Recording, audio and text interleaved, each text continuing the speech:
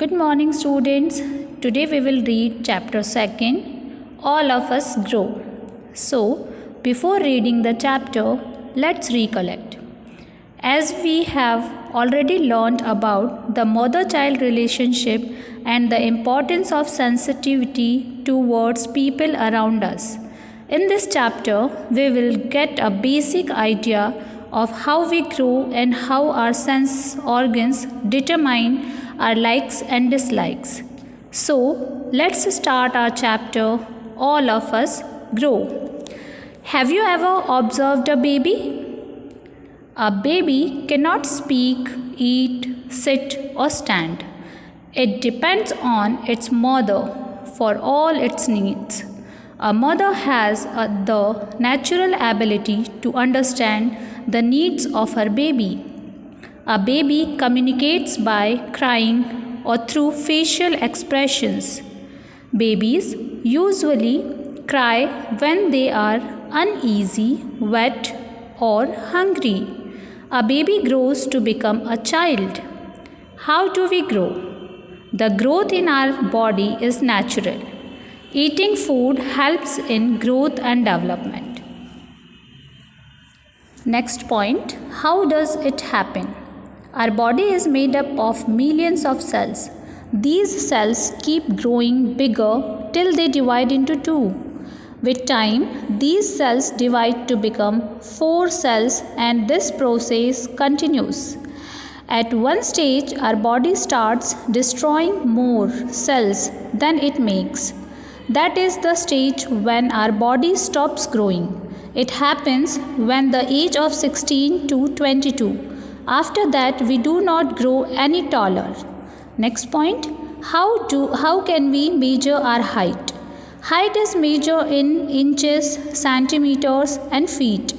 Stand straight against a wall. Your father or mother can put a mark on the wall by keeping a ruler straight on your head in horizontal position. Then measure the distance between the floor and the point marked on the wall. Okay? The distance measured is our height. Measure your height every year. That is the best way to keep a track of your growth. We can also take a doctor's help to measure our height and weight. Common units for measuring weight are gram and kilogram. 1000 gram equals to 1 kilogram. Next point is, why do we have different likes and dislikes? So, our sense organs help us to hear, see, taste, smell and feel things around us. We all have similar sense organs that perform the same functions, but our brain senses them differently. That is the reason why we have different likes and dislikes. Our likes and dislikes in food and clothing may be like some of our family members or may be entirely different. They are determined by our environment, taste, exposure, traditions and our mental state. When our sense organs sense something, the information is carried to the brain by the sensory nerves. The sensory nerves send message to the brain. The brain then processes the messages. After that, it sends commands through motor nerves to the body parts to act accordingly. Okay? So students, let us read about the various regions due to which we sense things differently. First point is family background. Members of a family, besides sharing physical features and other characteristics, also share many likes and dislikes. Children of musician parents will tend to show interest and talent in music. Likewise, children of parents who are actors will show interest in acting. Children of a vegetarian family are usually vegetarians. They do not have a liking for non-vegetarian food. Second point, cultural and regional background. People with different cultural and regional backgrounds have different likes and dislikes. Punjabis like to eat fried and spicy food. Gujaratis generally put sugar in their dishes. People who do not eat garlic and non vegetarian food do not like the sight of it, whereas those who eat meat are very fond of these smells and find it aromatic. Third point, state of mind. Our mental state also determines our likes and dislikes.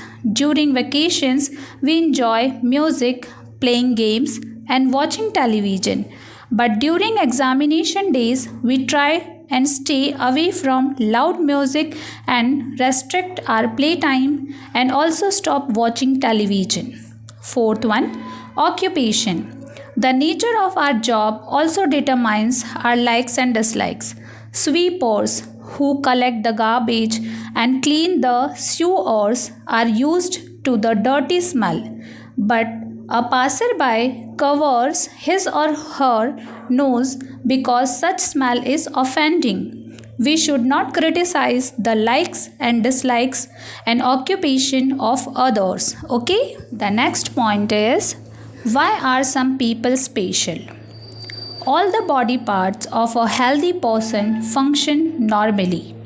There are some people whose certain sense organ or body part does not work while some other sense organ becomes extra active. People who cannot see have an extraordinary sense of touch. People who cannot see are blind. People who cannot hear are said to be deaf, while people who cannot speak are said to be mute. Some children may have a weak brain or some other physical disability. These physically and mentally challenged children are special children. Special children need care and lots of love and attention. Even aged people need our care and love. Okay? Next point is, how do blind people read? People who are blind read books written in a special script called Braille script. It is written on a thick paper by making a row of raised dots with a pointed tool.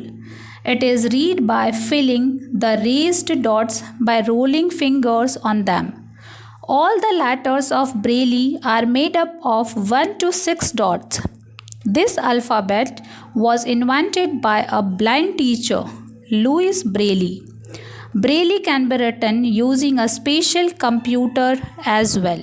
Okay? Now, last topic. Do you know some very capable physically challenged people? There are many physically challenged people who have attained great heights in spite of their handicaps. Helen Keller was a very brave woman. She became deaf and blind due to an illness when she was only 18 months old. She was very intelligent and wanted to study. Her father appointed a teacher named Annie Sullivan. She began her special education in reading and writing with the help of her teacher. She learned to read Braille and to write with a specially constructed typewriter. She received her Bachelor of Arts degree in 1904, becoming the first deaf and blind person to earn a degree. Helen became a very famous author and speaker. She worked with soldiers who had been blinded by the war. She always encouraged blind people. She wrote many books like The Story of My Life, which is available in 50 languages. Keller died on June 1st, 1968 at the age of 88. Second person is Stephen Hawking, is a scientist who knows 7 languages. He has an incurable motor neuron disease due to which he is unable to speak. He needs a computer to speak to others. His lectures are highly sought after and his books are bestsellers. He received the Presidential Medal of Freedom, the highest civilian award in the USA, on August 12, 2009 from the US President Barack Obama. Okay? So now revise our chapter. A baby communicates by crying or through its facial expressions. A baby grows to become a child. We can keep a track of our growth by measuring our height regularly. We all have the same sense organs that perform the same functions, but our brain senses them differently. There are various regions due to which we sense things differently. Family background, cultural and regional background, state of mind, and occupations are some of these regions. Physically and mentally disabled children are called special children because they need special love and care. Blind people read through a special script called Braille. Helen Keller and Stephen Hawking are two special people who, in spite of their handicap, have achieved great feats in life. Okay, so this was our chapter 2, All of Us Grow. I hope you understood the whole chapter. So, now read the chapter twice at home and find out 10 hard words from the chapter. Okay?